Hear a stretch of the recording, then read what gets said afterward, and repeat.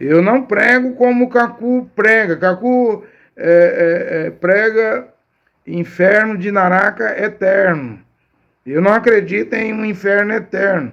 Eu creio naquilo que o profeta William Branham pregou, que a pessoa vai queimar milhares de anos ou milhões de anos, mas vai ter um fim. Tudo que tem início tem que ter fim. Ora, e se o fogo, o lago de fogo foi preparado, ele teve início. Preparado para o diabo e seus anjos, então terá fim. É chamado de segunda morte. Como a primeira morte não sobra nada. Tudo é extinto. Então, o pecador, a pecadora vai pagar no lago de fogo e enxofre. Mas vai haver a morte, a segunda morte. Não fica aí pensando que os justos vão viver eternamente sem dor, sem sofrimento, e os ímpios vão ficar eternamente lá no lago de fogo. Tudo que foi criado tem que ter fim. Toda a Bíblia fala do destino. Toda a Bíblia fala do destino. Destino é o local, o lugar onde alguém vai chegar, alguém está indo, né? Você vai numa rodoviária, pegar um ônibus, tem um painel escrito em todos os ônibus, né? O nome do destino da cidade para onde aquele ônibus irá.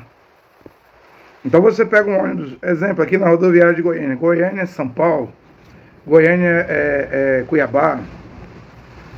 Mas não significa que você tomando esse ônibus, esse caminho, esse rumo, que você vai chegar no seu destino. Pode ocorrer uma coisa natural, um evento natural, mesmo da natureza, que pode mudar o destino. Uma vez eu apanhei um avião, acho que foi do Rio de Janeiro, Goiânia, Rio de Janeiro, do Rio de Janeiro a Honduras. Mas quando o avião estava para chegar em Honduras, ele teve que mudar a rota, não estava na rota do avião, e parar em El Salvador, porque o aeroporto de Honduras, naquela viagem, estava cheio de manifestantes.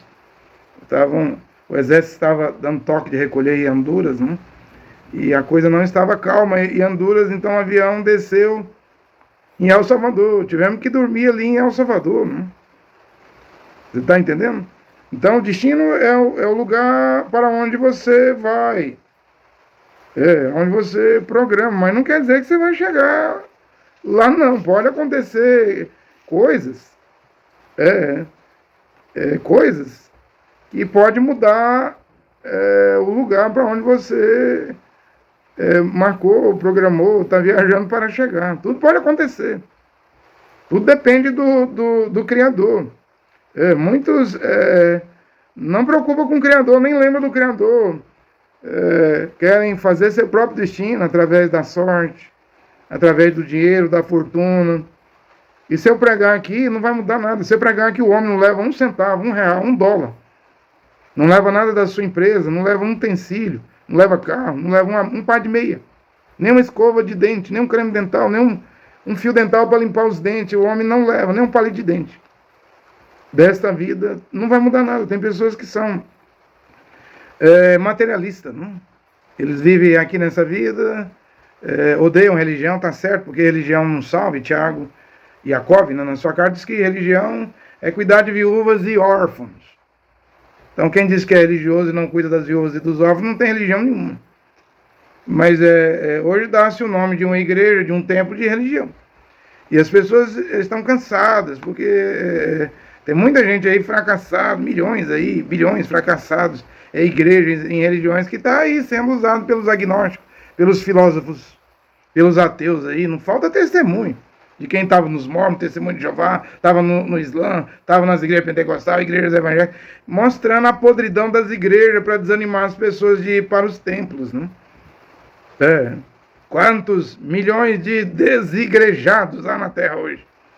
Pessoas que têm décadas que não pisa e não pisará mais nunca os pés dentro de um templo de igreja.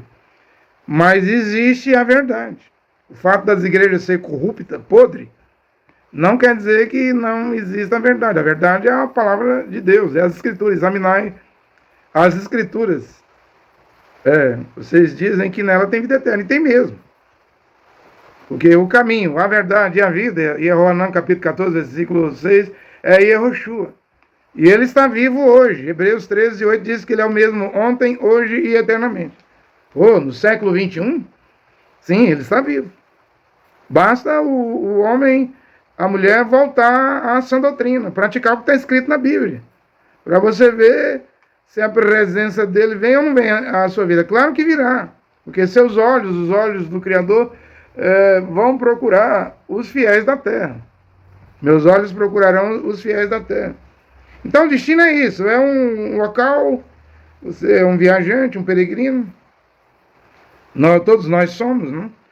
É um local onde queremos chegar, né? Você marcou, comprou a passagem de avião, de ônibus ou de barco, você quer chegar naquele destino. Hoje já temos gente fazendo viagem turística no espaço, através da Tesla, dos foguetes do Elon Musk, né?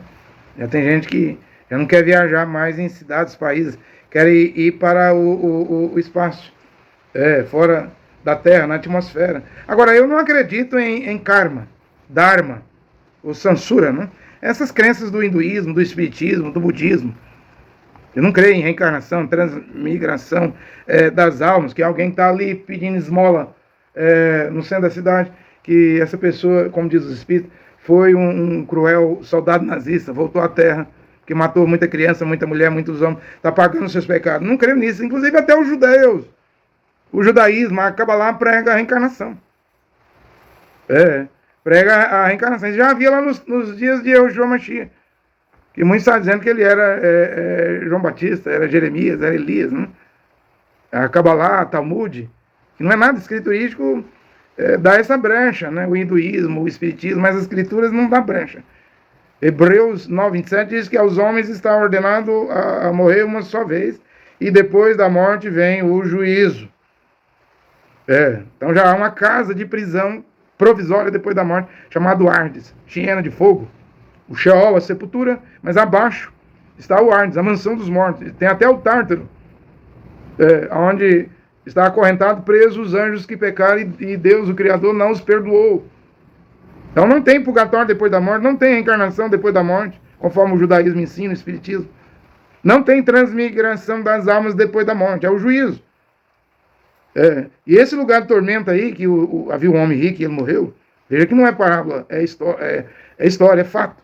Morreu também um mendigo, os anjos levam o Lázaro, o mendigo, para o paraíso, e o rico é sepultado lá no cemitério. Depois do seu sepultamento, ele abre os olhos no Hades, e a língua estava pegando fogo. Esse lugar aí é provisório, o Hades, porque o lugar definitivo é o lago de fogo e enxofre, que será a segunda morte. Eu não prego como Kaku prega. Kaku prega inferno de Naraka eterno. Eu não acredito em um inferno eterno. Eu creio naquilo que o profeta William Branham pregou, que a pessoa vai queimar milhares de anos ou milhões de anos, mas vai ter um fim. Tudo que tem início tem que ter fim.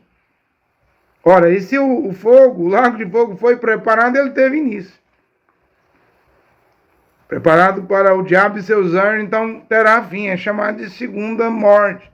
Como a primeira morte não sobra nada. Tudo é extinto. Então, o pecador, a pecadora vai pagar no lago de fogo e enxofre.